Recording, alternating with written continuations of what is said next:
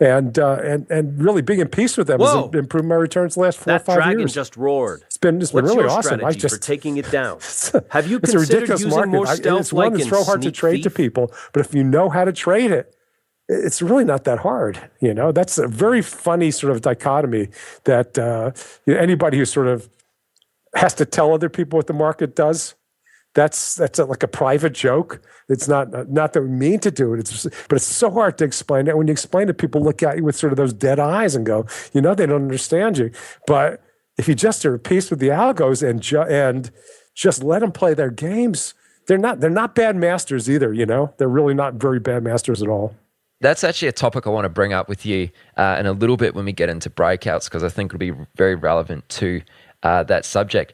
One of the things I found very interesting in your response there is you said that you became a much better trader once your passion for trading started to sort of back off a little bit. Seems quite the opposite from what most people would say is like, you've got to be very passionate about this to, succeed as a trader. You're sort of saying that when your levels of passion sort of dropped a little bit, you actually became a better trader. I don't know if that's because you were sort of coming at this with a different perspective. I think it's a prerequisite for success, actually. I think if you're too passionate, you can make money, but you're going to lose it too. You have to overcome your greed. I don't know which is harder for people, greed or fear. I mean, I know it's sort of like there's so many cliches tied to it, but it's really, really hard to tell people. You've got to detach from both of the stuff. You get the greed and the fear. And the more you do that, your systems may work. You don't know if your system is going to work or not until you look at it without those blinders on. And of course, there's professional traders, there's people who do it every day, and that's something that we have our handle on, But the majority, and you see them, they struggle. And they hide the fact they're in a struggle, especially because so many white males who trade, that they're the ones that don't want to admit it. They don't want to show their sensitivity. They don't want to admit that they're wrong. But you know that they're losing money. So, you're compassionate, and you have to. I don't say I was it easy or hard for me? I just had the opportunity to not be greedy or fearful. Other people have to do it their own way if they want to succeed. You could be, passionate. Passionate is good, but passionate gets you to the starting line in a lot of ways.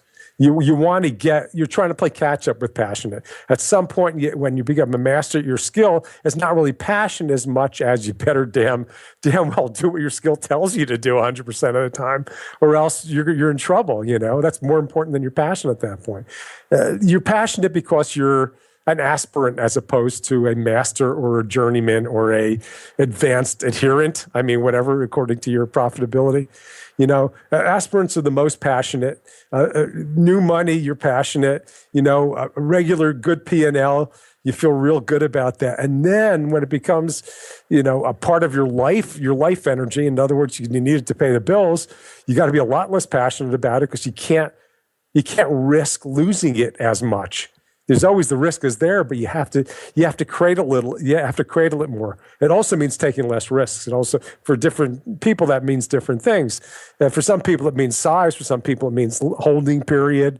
Some people, it means the markets they trade. For me, it's mostly keeping track of how much I keep in cash at any time. Because I like to trade, so I always like looking at my cash hoard and saying, that's stuff that's not being risked, and that's how I manage it. Yeah, no, I think that's really well said, Alan. I like that answer.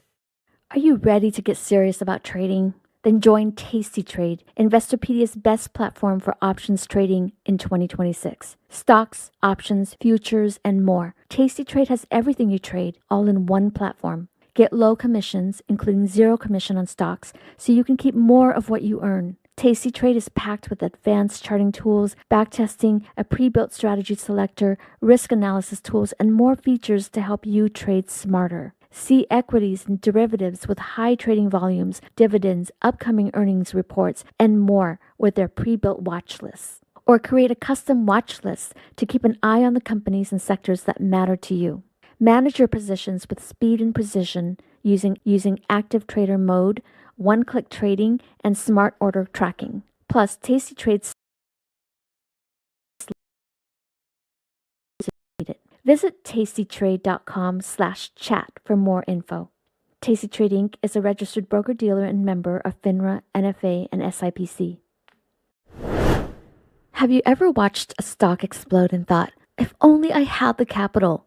Or sat on the sidelines because your account balance felt too small to matter? Good news, with Trade the Pool's limited risk platform, you don't need millions or even thousands to start trading the US stock market. Bypass the PDT and tap into over 12,000 US listed equities, from penny stocks to big caps, ETFs, even the newest IPOs, and short anything you like with zero locate or hard to borrow fees. Start your evaluation, get funded with up to $200,000 in buying power so you can go big without risking your own savings. And now you can also have unlimited time to reach the profit target. It's a game changer. Not ready to trade yet? Trade the Pool offers a free demo and educational resources. Practice on live data, master the platform, and build